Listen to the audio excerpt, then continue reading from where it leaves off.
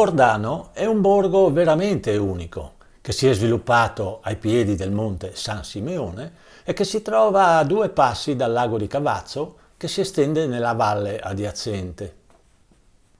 Questa montagna è da sempre celebre tra gli entomologi di tutto il mondo per la sua incredibile biodiversità naturale di lepidotteri. Basta passeggiare tra le vie del paese, poi, per accorgersi della sua magia.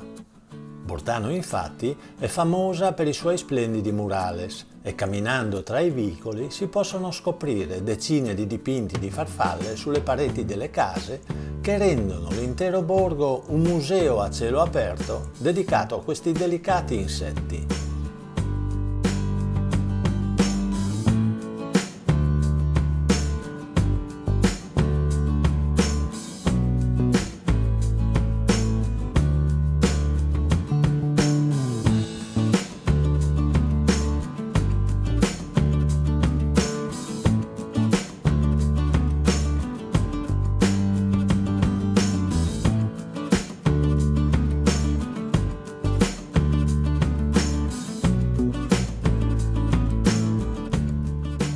Costeggiando il tagliamento si arriva a Bordano e subito sulla destra si erge il complesso della Casa delle Farfalle, una realtà nata nel 2003 che oggi rappresenta una delle strutture più note del settore.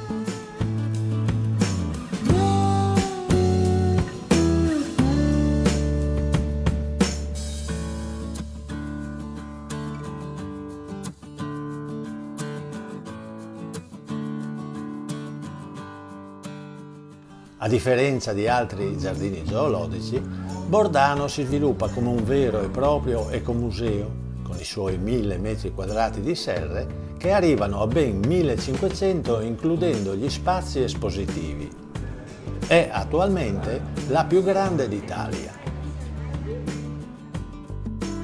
La visita inizia all'esterno con un percorso botanico degli insetti impollinatori.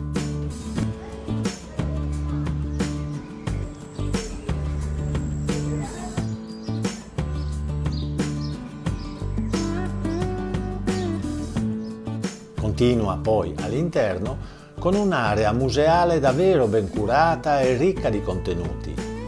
Attraverso mostre interattive, pannelli didattici e installazioni multimediali di grande qualità, questa sezione offre ai visitatori un viaggio approfondito per scoprire la vita nascosta di questi straordinari insetti. Provengono da allevamenti tropicali e ogni settimana ne arrivano circa 1000 allo stadio di Crisale. Varcando la soglia ci si immerge in un viaggio straordinario attraverso i tropici del mondo. L'ecomuseo si divide in 3 grandi serre climatizzate che riproducono fedelmente 3 diversi e affascinanti ecosistemi pluviali.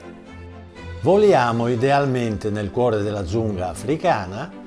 Ci spostiamo poi tra la fitta vegetazione delle foreste pluviali dell'Asia, per infine concludere il viaggio nel cuore del Sud America, esplorando i segreti dell'Amazzonia. 1000 metri quadrati di pura natura, dove centinaia di farfalle volano libere attorno ai visitatori, regalando un'esperienza davvero affascinante e indimenticabile.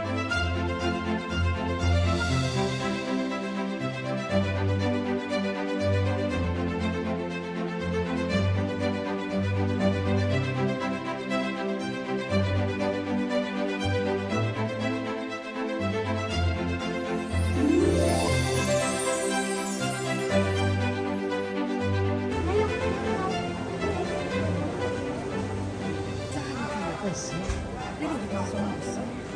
Sì, perché se soffi hanno delle ali talmente sensibili.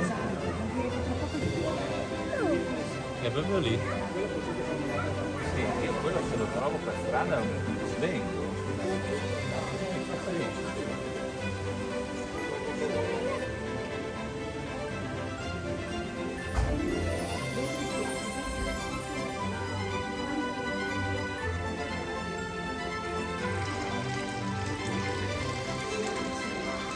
Trasparenti 3, sì, l'unica roba che non ho visto è il drago d'acqua.